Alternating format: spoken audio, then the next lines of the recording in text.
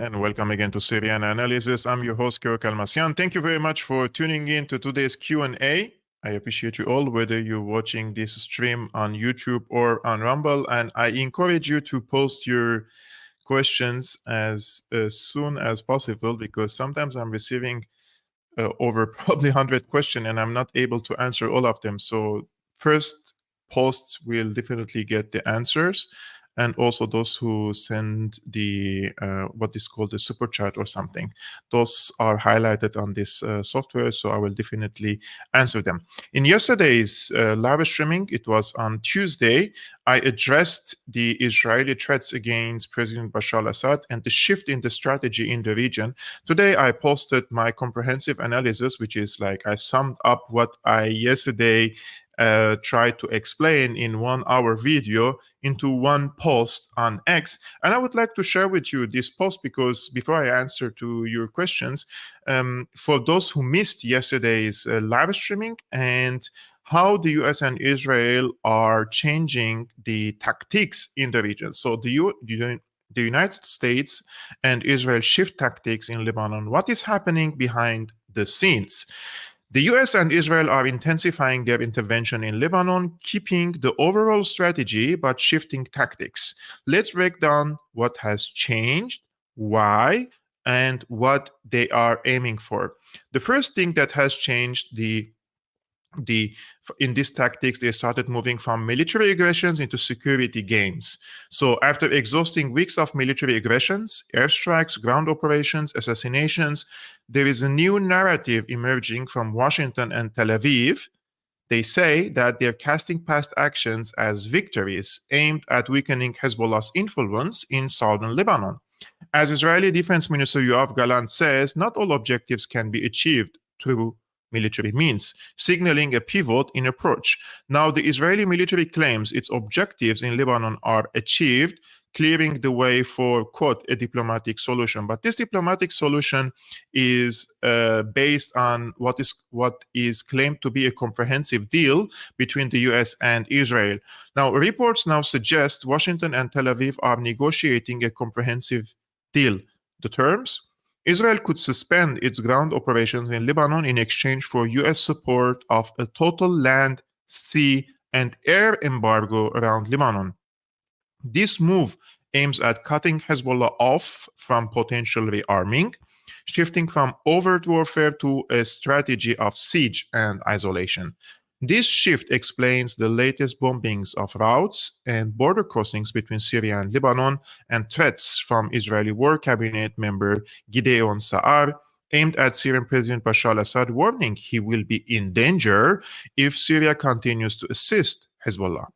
The Jordanian foreign minister conveyed a similar message to Assad on October 20th when he came to Damascus as a mediator. Now, they're going to find some common ground with the anti-Hezbollah forces in Lebanon in order to exert domestic pressure and a potential trigger events. What are these trigger events?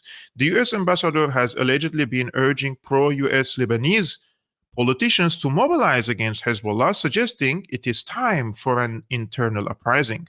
But history shows us a pattern. For this kind of color revolution to succeed, a triggering event might be used to ignite public sentiment. I speculate that a potential trigger could involve targeted assassinations of pro-US public figures in the elites of politicians and journalists, with blame directed at Hezbollah. This shift in American and Israeli policy represents a new phase in dealing with Lebanon, and understanding this shift gives people the opportunity to understand the seriousness of the matter and not fall into the trap of social and sectarian strife, and protect the country from yet another civil war. So this is the sum up of yesterday's live stream, in which I tried to explain this strategy or tactic shift of the US and Israel in the region. The grand strategy is still intact. However, they are changing some of the tactics in order to achieve these strategic goals in the region, and that is to reimpose the hegemonic status of the US through its ally, tool, proxy, call it whatever you want, Israel in the region. I will start today's live Q&A with our friend Johan. He says, hi, Kevork, did you see Netanyahu's threat that when Israel falls, the world falls? Do you think this was a threat to Lebanon and Iran or the US? This is a very good question. Actually, the Israeli side has what is called the Samson option. And the Samson option is quite clear in this case that if Israel comes under, let's say, existential threat, the Samson option is Israel's nuclear deterrence strategy, which involves the threat of massive retaliation with nuclear weapons as a last resort against a country whose military has invaded and or destroyed much of Israel. This concept is rooted in the biblical story of Samson, who killed himself and his enemies by collapsing the pillars of the temple. So what are the key components of the Samson option? Nuclear ambiguity. Israel doesn't officially confirm or deny its nuclear arsenal, maintaining a policy of ambiguity to deter potential adversaries. Massive retaliation. In the event of a conventional attack on Israel, the Samson option envisions a disproportionate nuclear response against non-military targets such as cities to ensure Israel's survival. Last resort. The Samson option is intended as a deterrent to be used only as a last resort when Israel's conventional military capabilities are severely degraded or destroyed. So, if we put this in a historical context, Israel's nuclear program began in the late 50s with the construction of a nuclear reactor and the production of a weapons-grade plutonium. Deception. Israel's government initially denied the existence of the reactor, then claimed it was for peaceful purposes while secretly intending to produce nuclear weapons. And the third factor here is nuclear testing. In 1967, Israel may have assembled its first nuclear weapon, and in 1979, a double flash of light detected by a US surveillance satellite was suspected to be an Israeli nuclear test. I think the Americans also, there are several reports say that the Israelis have stolen some of the nuclear secrets from their American ally and delivered it to Israel in order to construct this nuclear weapon. And accordingly, if Israel feels itself that its presence will be in jeopardy or it is going to lose a battle or a war, they are going, according to them, to resort to this Samson option. We don't know how credible is this threat, because at some point we also believe that Israel resorts to what is called the madman strategy in order to give the impression that they could act in a mad way or in an irrational way against their enemies and allies. So this could be also a deception from the Israeli side. Another question, does the new resistance group called Islamic Resistance in the Land of the Two Holy Mosques in Saudi Arabia actually exist? Because I also saw a video of them. I don't think that they would be like a detrimental force or a strong, let's say, military force in Saudi Arabia. I mean, the deserts of Saudi Arabia is too large and too big to be in full control. However, Saudi Arabia is in strong grip, I would say, of the ruling Al Saud family. The Americans are present there, and the emergence of such group needs to have grassroots support. And in my opinion, and this is just a subjective opinion based on my interaction with Saudi people and also reading their comments on social media platforms, so this is not at all a scientific statement, it's just a subjective opinion. I don't think that the mood in Saudi Arabia is in favor of armed resistance against American or Israeli interests in the region. Saudis, the Emiratis, and other people in the Gulf, they have become more passive vis-a-vis the Arab-Israeli conflict in the past decades, and decades of also, I would say, state-sponsored education and indoctrination through their media outlets that armed resistance is fruitless and they have to find a mutual ground with the Israelis. And I don't think that this is going to have a major impact on the developments in the region, in the Persian Gulf or in the Arab-Israeli conflict. Our friend Sharjil, I hope that I'm not butchering your name, my friend Sharjil Ahmad. Kevork Salam. Alaikum salam. What factors allowed Bashar al-Assad to remain in power for all these years? Who protected him so efficiently? Love and respect from Karachi, Pakistan.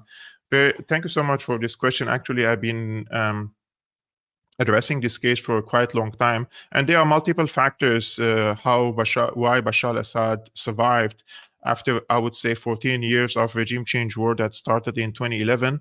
The first factor would be that the Syrian political and security establishment has been developed since the 60s, and they have established strong military and security apparatuses in the country, and which has an enormous influence in every aspect of the Syrian society and the political life.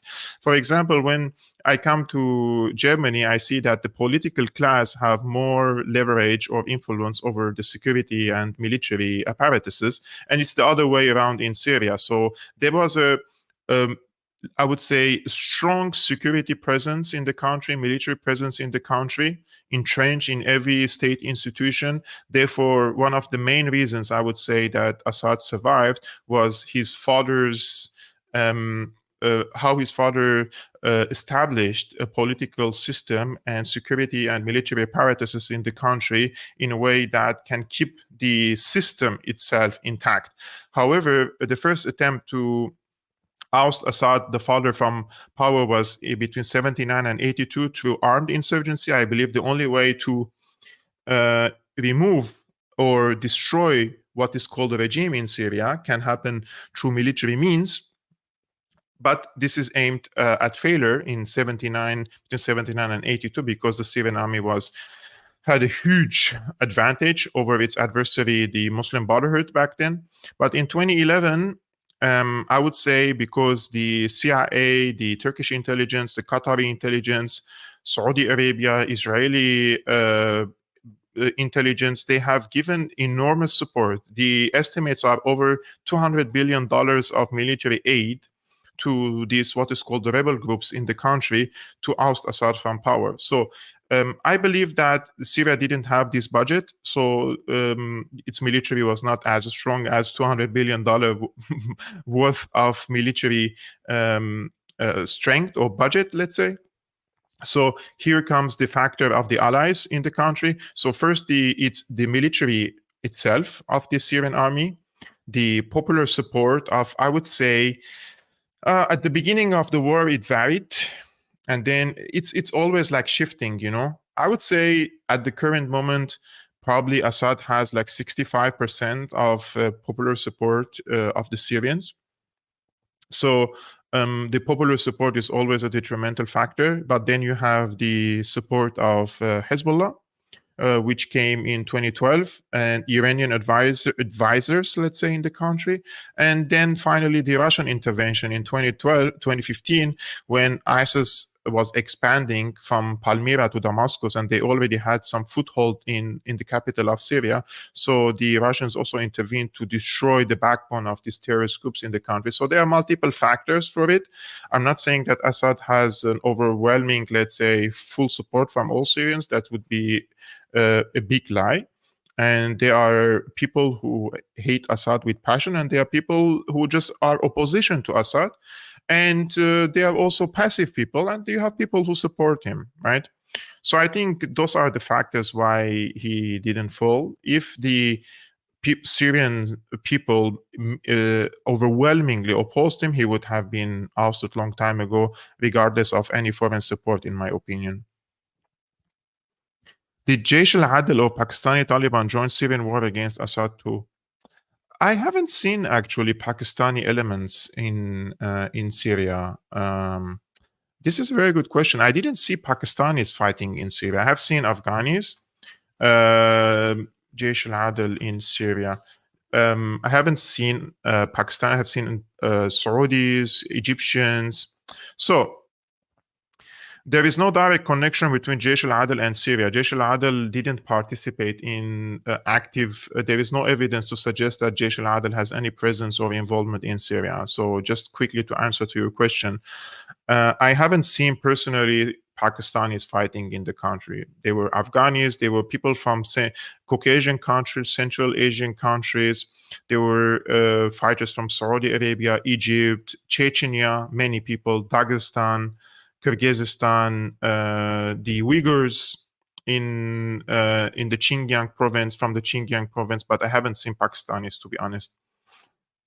And I don't know what is your position on the Pakistani government, previous or the current. I'm not sure how the power plays, let's say, are in Pakistan. But during the peak of the war, Pakistan didn't cut its diplomatic relationship with Syria. Hey, Kevork, my question to you is, what role will Turkey play if the scenario you described in your last video on Syria will come to reality?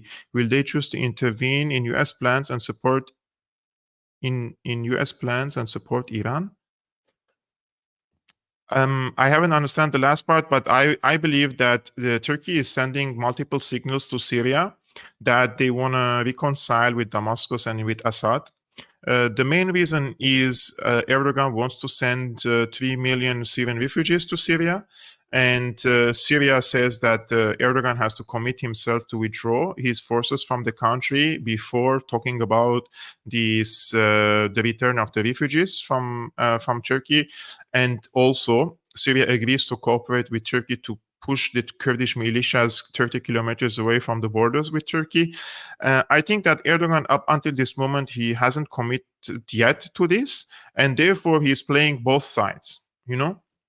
On one hand, he sends positive signals to Syria, but those are only verbal. And at the second time, he doesn't want to commit to withdraw from Syria. So if the Americans, let's say, exasperate the situation in the country, the Turks could use this as an opportunity to bombard more territories that are in the grip of the Kurdish militias. And you have seen this last week.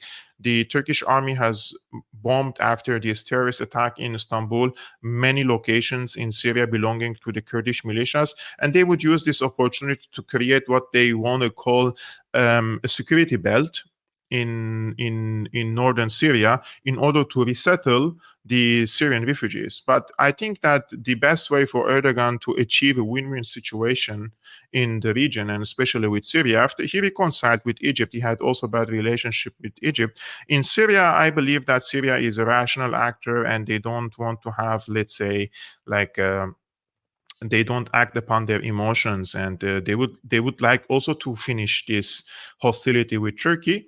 But Turkey has to send more than positive signals. They have to act upon these positive signals and assure the Syrian side through the mediators. The mediators are the Iraqis and the Russians, that he will withdraw his forces from Syria. So if, God forbidden, the war has expanded to Syria, or the Americans destabilize Lebanon, or moved to destabilizing more Damascus, this would probably be seen as an opportunity for Erdogan to create what he wanted to create, this northern belt in the safe zone or security belt in the north, and send the refugees to Syria. So I wouldn't really trust him on his words. I would like to see his actions first. Kevork, do you know the late Professor Anthony Souton, independent author? No, actually, I don't. If you have anything to recommend from his work or from his publications, please send or post it when this live stream is over in the comments, so that I could come back to it. He has written many books before he passed, and proves conclusively that the United States financed the economic and military development of the Soviet Union. I don't know, actually. So, guys, if you have questions, post questions, because we want to see the questions and answer to the questions of our respected followers. Some say Hezbollah killed innocent Syrians in Syria in 2012, and I'm curious if it is true. They also say the Syrian civilians say that Hezbollah killed their families. So I would be very, very objective with you. Why Hezbollah intervened in Syria? Hezbollah intervened in mid-2012 because these CIA-backed rebels, they wanted to occupy Al-Qusayr city near the borders with Lebanon. And this was one of the main routes between Syria and Lebanon. And also probably Hezbollah was using this route to bring reinforcement or weapons, or, you know, the stuff that they used to get from Syria. So this was deliberate, why these rebels wanted to occupy it. So they went and fought. From my observation, I have documented so many crimes in Syria. And I would say that I have seen videos from both sides committing crimes, and sometimes they are heinous. I haven't seen one video of Hezbollah killing civilians or killing children or killing unarmed people. I haven't seen one video yet of Hezbollah killing innocent civilians, unarmed civilians in Syria. I haven't. And I would bet on the moral compass of Hezbollah. I'm sure you see now their attitude and the way they are fighting now in southern Lebanon. They are very disciplined. They are believers and they fear God. Like this, those are not like slogans. They are very, very disciplined, religiously speaking, and they would not kill an innocent person. Now, you may say that there was probably someone from Hezbollah who killed a civilian in Syria, probably, but there was not a single systematic targeting of civilians in Syria. This is all based on multiple media sources, mainly Saudi, Qatari funded, because those were tasked through the United States to create an anti-Hezbollah and anti-Shia sentiments in the region, which lies in the grand strategy of the US to create a Sunni-Shia conflict in the region. And this was clear in the Hillary Clinton emails, which she said clearly that sectarian conflict in Syria, it serves the Israeli interest. I think now it's quite clear in 2024, late 2024, that the only side that benefits from this Sunni Shia discussion and conflict is Israel, right? I think that Hamas is as a Sunni power, and then you have Hezbollah as a Shia power. It was quite clear now that the region is not divided between sectarian lines, but rather who is with Israel and who is against Israel, regardless of the sect. But this narrative has been pushed in the region, and it was pushed through our throats 24/7. I assure you, if you watch Al Jazeera, if you watch Al Arabiya, if you watch Al Hurra, if you watch any Qatari, Saudi, American funded outlet, those who speak in Arabic, they used to speak 24/7 about massacres committed by Hezbollah. So if you were following this and you don't have any critical thinking and you don't want even to check, because some people only hate Hezbollah because they're Shias, then you would believe in these reports. So to shortly answer to your question, I strongly believe, I don't say like these things easily. I strongly believe that Hezbollah has not engaged in Syria in any acts of hostilities against civilians or civilian assets in the country. Barev Kevork, Parev, my question to you is that why you never mentioned the reason of the crisis in Middle East? Why Arabs not taking responsibility for their mistakes in the past? This is a very broad question. I don't know which crisis are you speaking of. The Arabs have many mistakes in the past, of course, and at the current moment as well. However, the main reason, the direct reason for the instability in the region is the American presence and the Israeli presence, Israeli destabilization of the region. There is no discussion about the American strategy in the region, which is being a destabilizing force in the region. The Americans have been resorting into these tactics, and they learned it from the Brits, divide and conquer. The Brits divided several regions in the world, in Pakistan, India, in Hong Kong, China, in the Middle East, Palestine, Israel. There's so many examples that the Brits started and the Americans continued in this divide and conquer strategy. And I strongly believe that the Americans are a destabilizing force in the region. And the root cause for this crisis is, in fact, because of the American presence in the region. Americans have no place in the region. Why do they have military forces in the region? Is this their region? No. But they have been existing in this region for a long time because there is oil, and they needed to secure the supply lines of the oil to themselves and to their allies. And this was, I believe, called the Carter Doctrine. I have to double check that. But then afterwards, when they have become self-sufficient in oil, they still had to stay in the region to disallow other powers to have an upper hand in a very rich oil region, and also with a region that has lots of trade routes and intersections. So no, the Americans are the reason for the instability in the region and not the Arabs themselves. Question: how can we be sure that the person in the chair was indeed Sinwar? His face was not at all visible. Has Hamas confirmed that Sinwar has been killed, and the Hamas didn't say that the guy in the footage was Sinwar. However, we have seen photos of Sinwar killed and severely injured, and he had severe injuries in his head. So we have seen photos of him dead, but I'm not 100% sure. The allegation is that this drone footage was not intended for publishing, and somebody from the military published it, and without having the permission, because this goes through military filtering, and this was not intended on publishing. However, after it was published, and the Israelis saw that this had a counter, let's say, results to what they were hoping for. Sinwar has become a hero in the eyes of millions of Arabs and also non-Arabs after this footage. How do we get an accurate view of history? There is Western lens and non-Western lens. You will never get an accurate view of history. Every side will have its own version of history.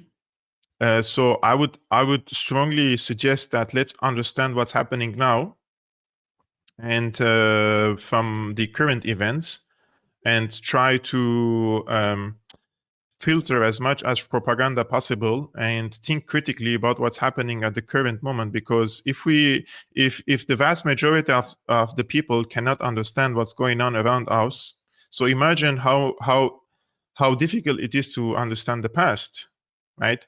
And if they are at the current moment lying and manipulating to our faces about what's happening in front of our eyes, like if something is happening in front of your eye and they're telling you what you see is not correct, like you see what's happening in Gaza, right? And they're telling you nothing is happening in Gaza. They're just lying to your face. So imagine what they have done in the past when there wasn't all these social media and cameras and tools to document what happened back then, right?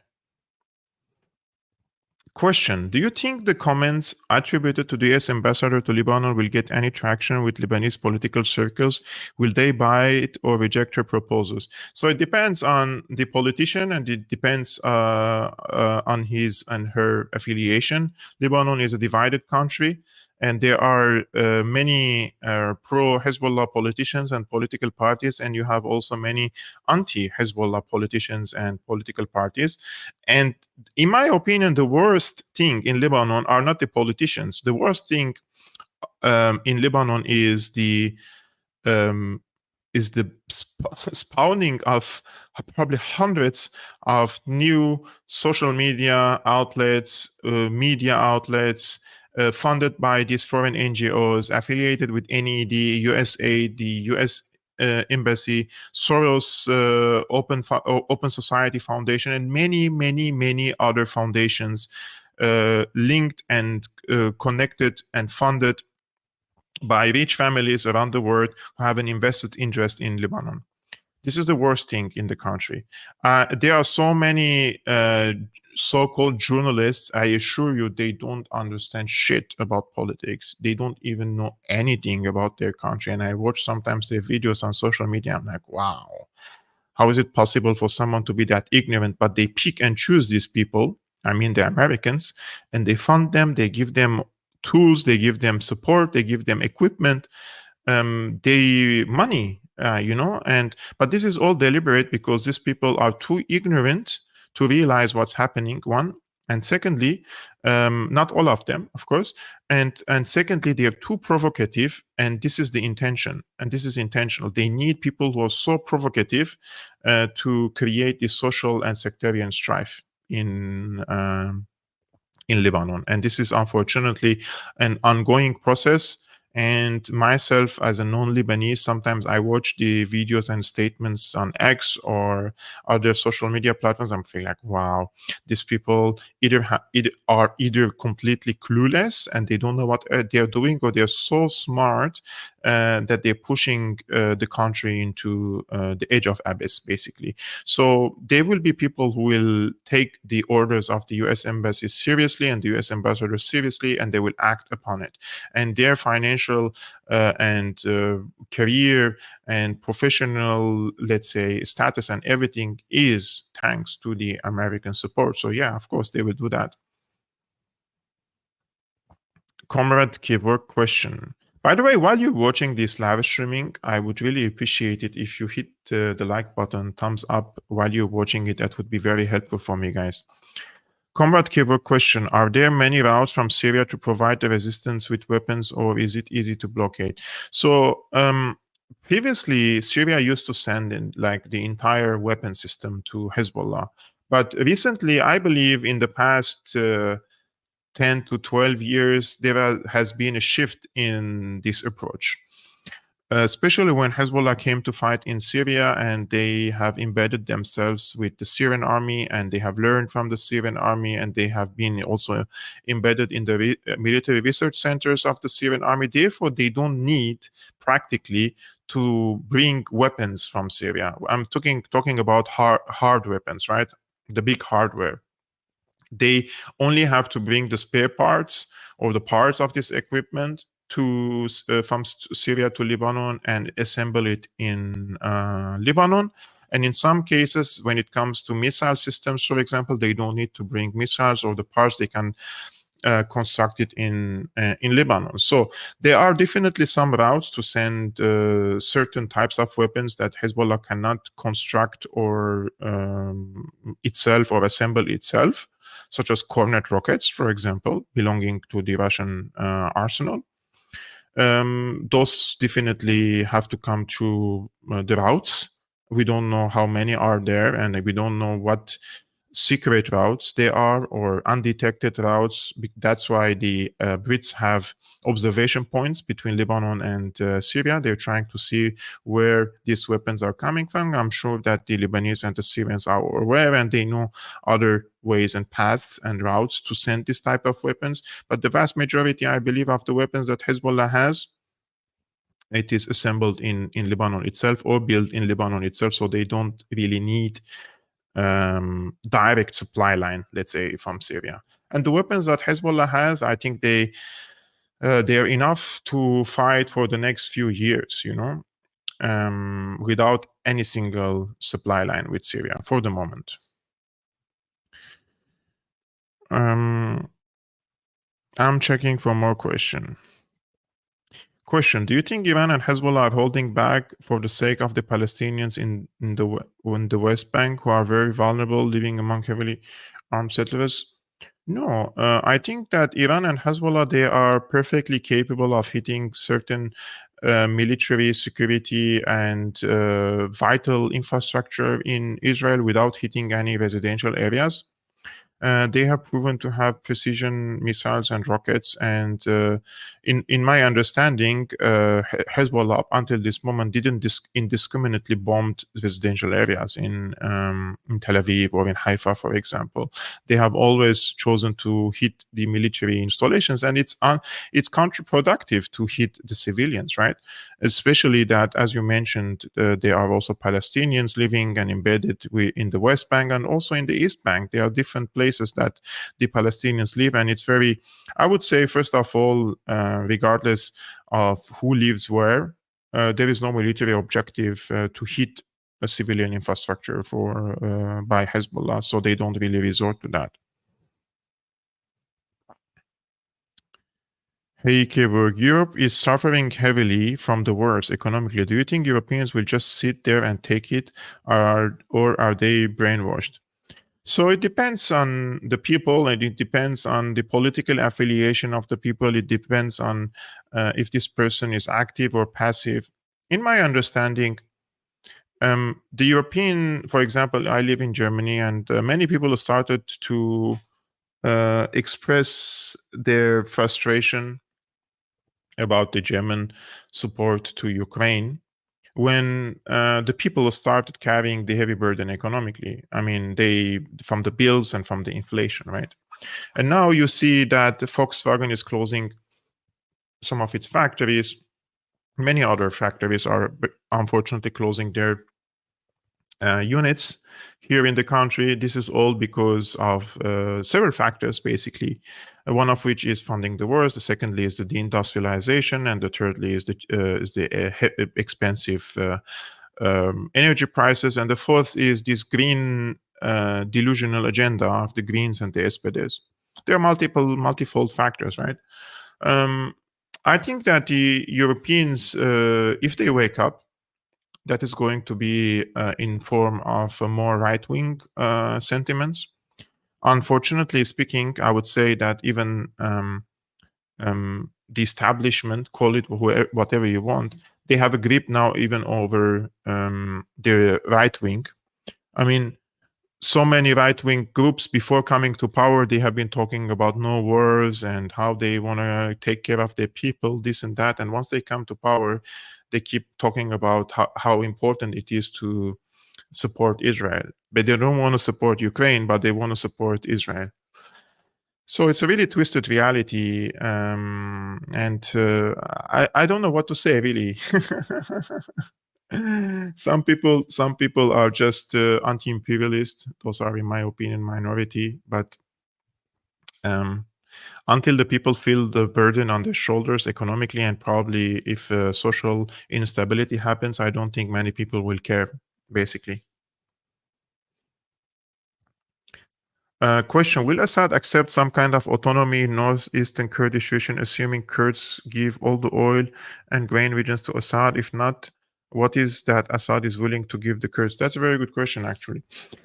I think Assad would give them administrative autonomy in the east. That is, I think it's a given fact that he wants to give them an administrative autonomy, but not a political autonomy or economic autonomy, let's say, to have an exclusive access to the natural resources. So that would be a great start to cooperate between the Kurdish side and the Syrian government. I am all for reconciliation with the Kurds. And I think that the Kurds should have their fair share of the grain and the oil. I'm not saying that exclusively to the Kurds, but these regions, if there are regions that are overwhelmingly inhabited by the Kurds, they need to have their fair share from the natural resources of the country. However, also it's important to note that Syria, I think they all have already given them the chance or the opportunity or the right to teach Kurdish in their schools. So that would be also good. So cultural rights, administrative autonomy, that would be great. And middle ground between both sides. I don't think that the Kurds can sustain their occupation in this region without American support. And the Americans, sooner or later, they have to leave from Iraq. And when they leave Iraq, they cannot have a foothold in Syria because their presence in Syria is dependent on their presence in Iraq. All the logistics, military, let's say, access or aid comes from Iraq. So, yeah, the Kurds have to find a mutual ground with Assad. And I think that's a good start. Administrative autonomy, fair share of the natural resources for them, and cultural rights. What is the purpose of the announced military exercise between Iran and Saudi Arabia? The reason is, in my opinion, after China has meddled between Iran and Saudi Arabia and struck a security deal between them, is to decrease the tensions in the region, especially in the context of the Israeli escalation against Iran and the bombardment of Iran. And notice what the Saudis have done. One day after Israel attacked Iran, I'm talking about like the attack 1 week ago, Saudi Arabia issued a statement condemning Israel for attacking Iran, whereas the Americans and the Israelis have asked the Saudis to open their airspace to attack Iran, right? And the Saudis didn't give them this access. So it's a good start, in my opinion. The Saudis have like a really long path to to do some shift or U-turn in the region. I don't think they are intending on doing this. And but any step toward de-escalation in the region with Iran, that's a great start, because Iran and Saudi Arabia are major powers, and this Sunni Shia conflict is completely destabilizing the region. So I hope that this would really help in decreasing these type of tensions, especially that the Iranians have received guarantees from the Saudis that the Americans will not use their airspace or territory to attack Iran. And in exchange, why not? Why not Iran and Saudi Arabia conducting military drills in the I think this is the maritime drills, right? To secure any the trade routes and the security overall of the region. I think that's good. How do you view relations between Shia and other religious ethnic groups in Lebanon? I mean, this is not like, yeah, Lebanon is very divided in sectarian and political lines. The Shias are divided themselves between Hezbollah and Amal. They are allies, of course. And depends. Like, for example, the Shias have very good relationship with some Christians in the country, and the popular base of many of the Christians. And then they have a really bad relationship with some other Christians who are pro-Phalanges or pro-Lebanese forces, those who are pro-American. So I think Hezbollah's approach is not based on sects and religions. It's based on politics. Like, if you are a Sunni and you are not anti-Hezbollah, they will have good relationship with you. And the same applies to the Christians and the Druze and any other social component in the country. Hezbollah's approach is always based on politics and not on sect. Like, if there is a Shia group that is anti-Hezbollah, then they don't have an issue with having a problem with the Shia group as well, you know? Kevork, doesn't the action of Israel banning UNRWA show that the UN is powerless and has once again failed to protect international law? Of course. I mean, the problem with what Israel is doing basically since October 7 is deconstructing every component of international law and international system and international organizations, starting from the UN, from UNRWA, as you mentioned. They have been hitting their schools, they have been hitting their volunteers, they have come after the Secretary General of the UN, they have come after the major human rights officials in the UN, in the Human Rights Council as well, Francesca Albanese, for example. So many other issues happened after October 7. Israel stood behind it, and they wanted to destroy these components of the international system and international law. Unfortunately, many people do not understand the gravity of this issue, but there is going to be a chilling moment when people realize that Israel has destroyed international law, and this is going to be a moment like the when the League of Nations has crumbled, right? And there is going to be a need for a new international organization. So the other day when I was speaking with Dr. Tarek Chiril Amar, and he said BRICS could be a replacement. I don't see that BRICS is still, there is a possibility for BRICS to become, let's say, a substitute for the UN yet. You are welcome, my friend. I'm trying to see. Do you think the Turkish and Syrian militaries will collaborate to retake control of the breakaway regions? So yeah, this is the main obstacle for military cooperation now between Syria and Turkey is Erdogan's insistence to not declare his formal commitment to withdraw from Syria. Once he does that, and he sends his formal commitment to Iraq and to Russia, the mediators, you will see military cooperation between Syria and Turkey.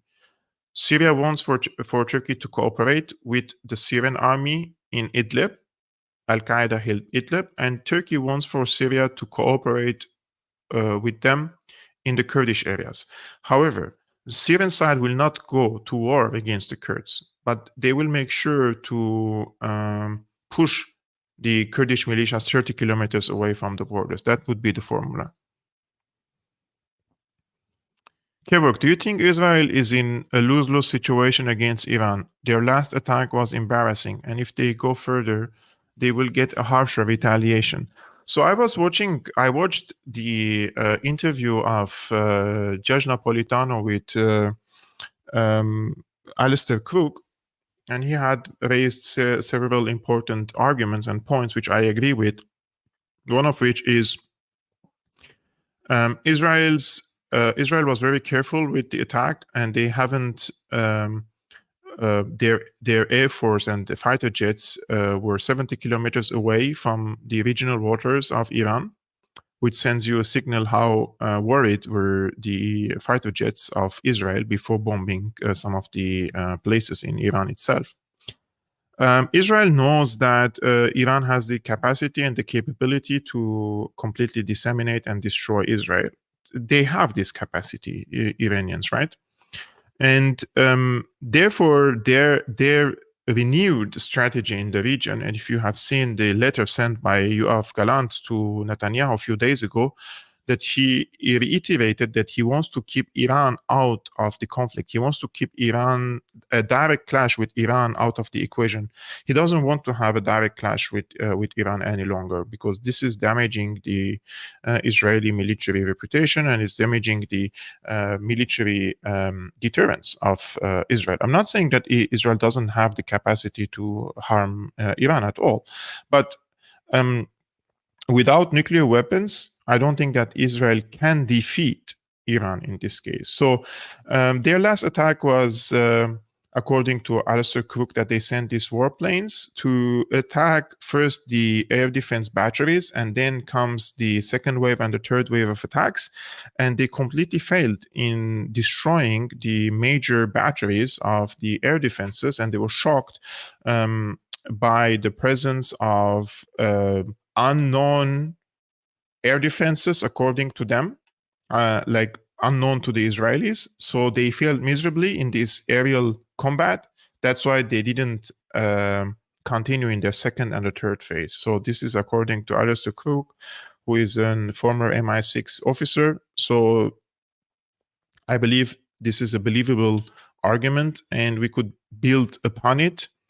And that's why I don't see that maybe I could be wrong, that the Iranians don't have really an appetite for a strong retaliation now against Israel. Or probably they would do it, I don't know.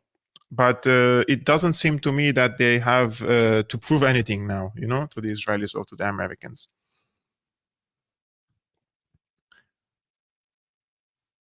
Are we here on Rumble being ignored? I literally answered 2 of your questions, Sarah. So I'm not ignoring at all, please. I literally answered 2 questions. Have you seen any evidence of damage inside Iran from Israel last Saturday? No, I didn't see. Personally, I didn't see. If you have any, post it. I don't really understand what's happening in the Sahel, to be honest with you. I need to host someone. Sometimes I also receive calls from TV channels wanting me to comment on certain topics. I don't know, like some topics I don't want to comment because I don't know much.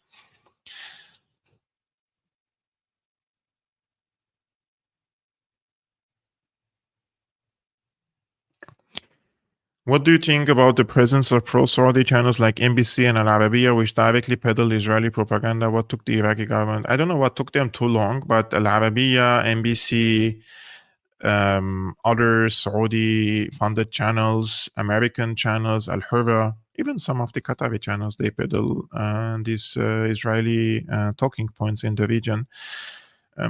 It's a big investment. NBC, Arabiya, they come to your country, they do big investment, they bring money to the country, they create job opportunities. So some people just want them to operate, but then it's been proven that they are there for the sake of the Americans, so they kick them out. Why do Syrians hate Assad?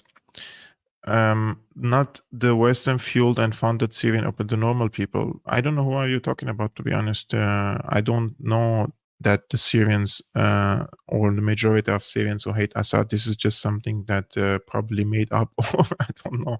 Who are you talking about?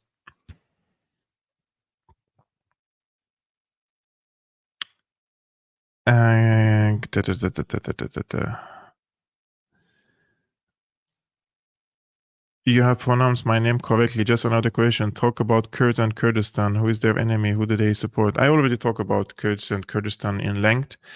And I think that there are major forces to create a Kurdistani autonomous regions in Iraq and in Syria.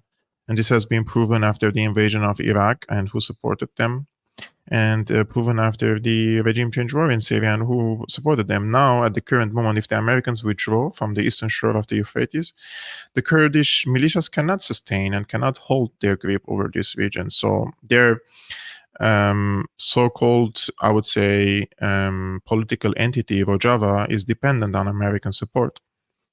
Has Israel, US actually destroy any Hezbollah tunnels? I don't know, but definitely they would have up until this moment found some of the tunnels and tried to destroy them. But there are so many exaggerations about this ground invasion and how Israel destroyed 60% of Hezbollah's capabilities, and now they have achieved all their goals. This is just complete crap, because the real reason why they want to retreat from Lebanon is because they want to shift the tactic, and they want to start a civil war in the country and make Hezbollah busy, or push Hezbollah into an internal conflict. What is your opinion of the war crimes arrest against Putin for abducting at least 20,000 Ukrainians? Do you think it's credible? So I haven't looked into the file of the arrest warrant against Putin.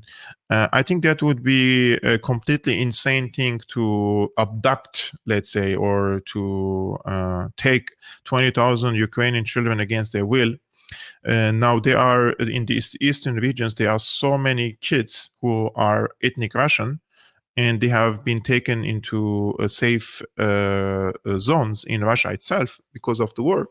I think this is what Russia said in this case, that they have taken these kids and some of their family members to safe zones, and this has been used against them as proof that, I mean, what's the I really want to also understand this. What would be the end goal? Let's say that Putin wants to abduct 20,000 Ukrainians, right, against their will, or against the will of their families. Why? What are they going to? What are they trying to prove here? You know, there is no military objective behind it, or strategic, or even social. I think the issue is that Russia wanted to take them to safe haven, to give them safe haven in Russia, and this has been used as a pretext in the ICC. And remember, the ICC is completely, it has become the mockery of the world, right? In 3 weeks, they issue arrest warrant against Putin, and now they don't issue arrest warrants against Yoav Gallant and Netanyahu.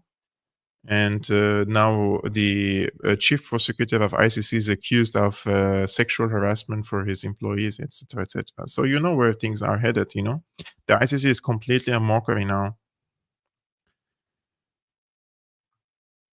Thank you, Kevork. Question. So I just answered this one.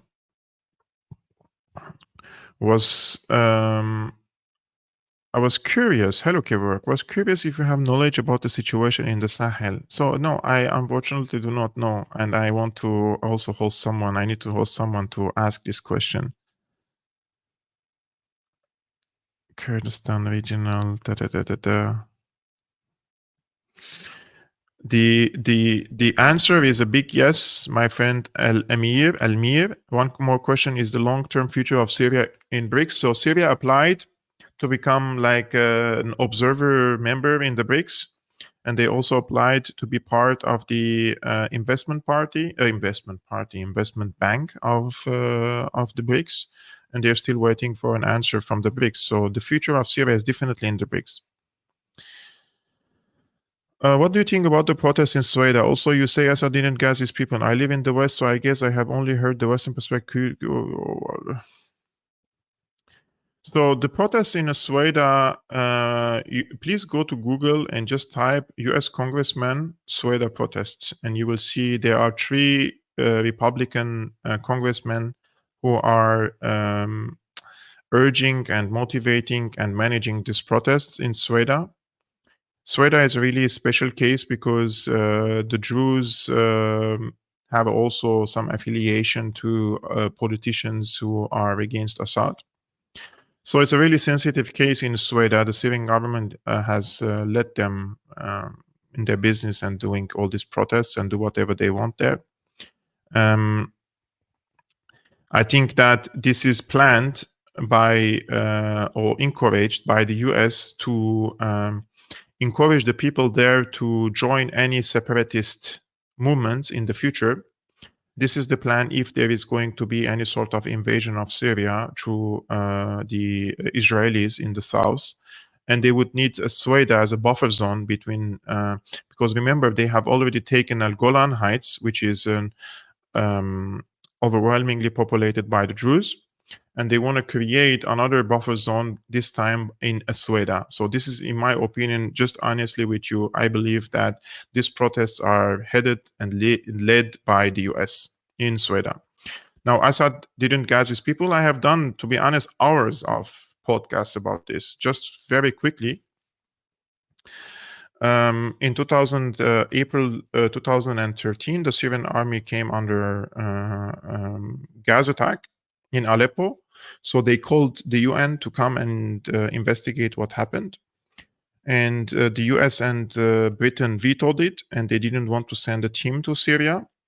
Until later, 6 months later, they accepted to send a team to Syria, but only to investigate if a chemical attack happened, but not who did the chemical attack.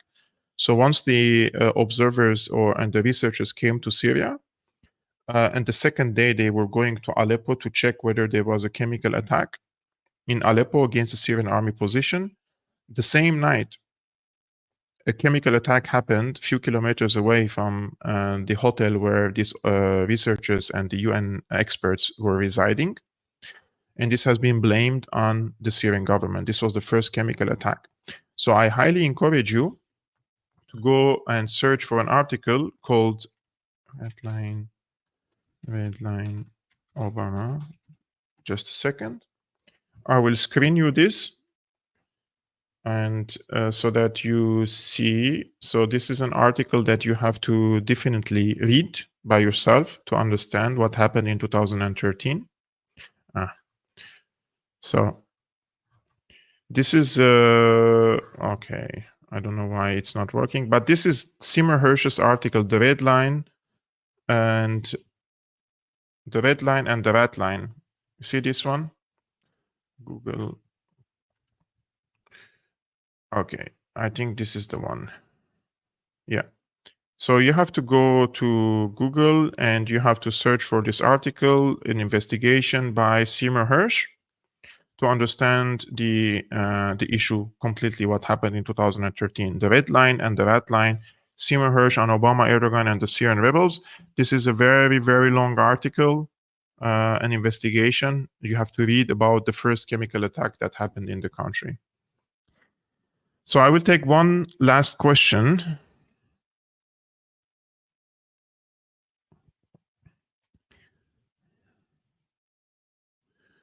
I'm trying to see if there is any new question here.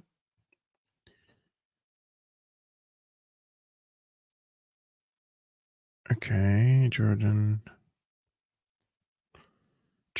By the way, while you're watching, can you, by any chance, hit the like button? That would be great help for me. I know I'm asking too much, right? I wrote that. Okay, so... Oh my God. So I think that those are the most of the... yeah, oh my God, the fake chemical attacks was officially debunked years ago. Also, the one that happened in Duma in 2018, there was no chemical attack there. And this article that I showed you about the chemical attack in 2013, it's a very, very important investigation you have to read. But if you want to understand more what happened in 2018, for example, in Duma, you have to search for the work of Aaron Mate. And I think that would be a great start. Aaron Mate Duma cover-up.